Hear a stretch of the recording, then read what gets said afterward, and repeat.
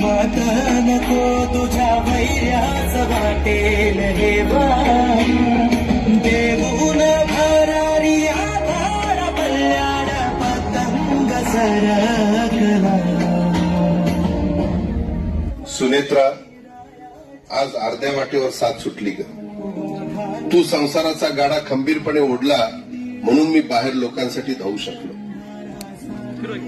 पार्थ, जय, युगेंद्र, रोहित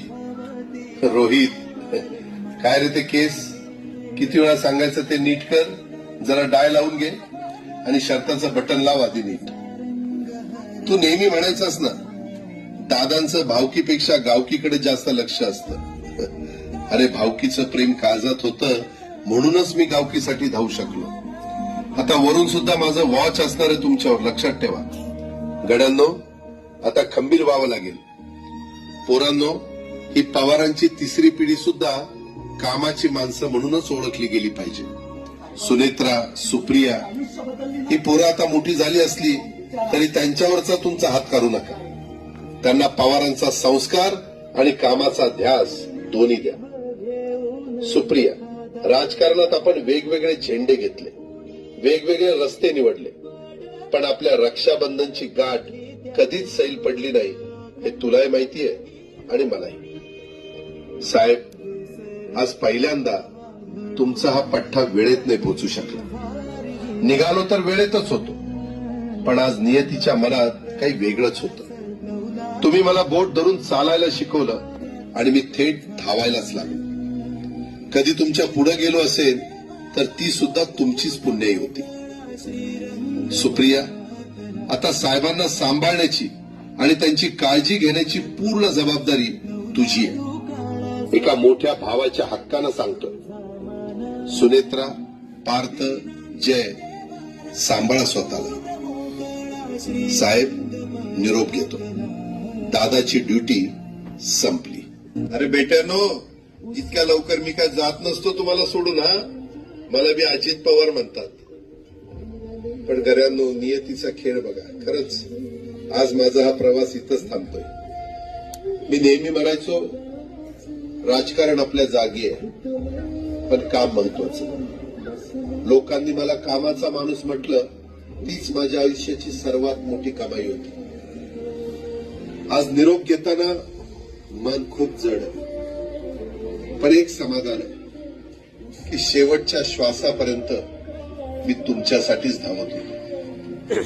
मी तुम्हाला शब्द दिला होता, जोपर्यंत माझे हातपाय चालतात तोपर्यंत तुमचं भलं करण्यासाठी मी झटत राहील. नियती बघा कशी असते.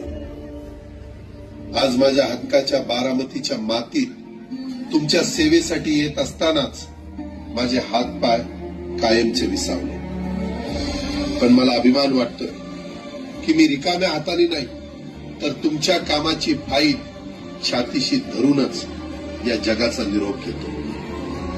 शेवटच्या क्षणीही माझ्या डोळ्यासमोर फक्त तुमचा चेहरा होता. माझा स्वभाव थोडा रोखठोक होता.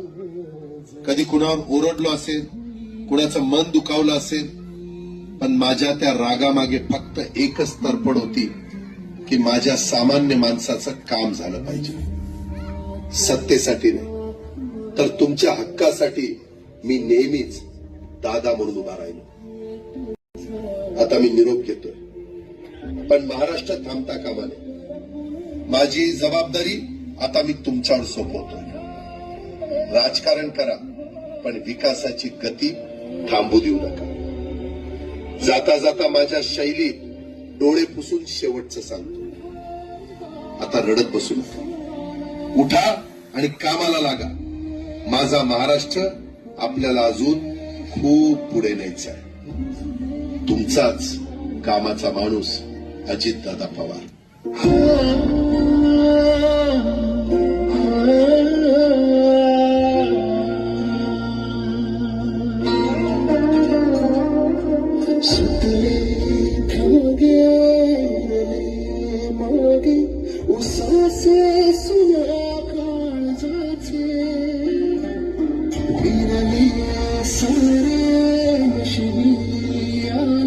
निखारे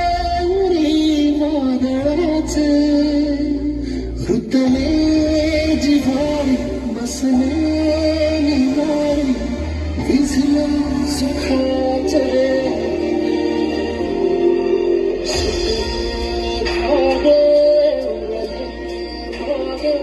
उसासे सुया काळजाचे विरले सारे नशिबाने निखारे उरी वादळाचे ववसी परीला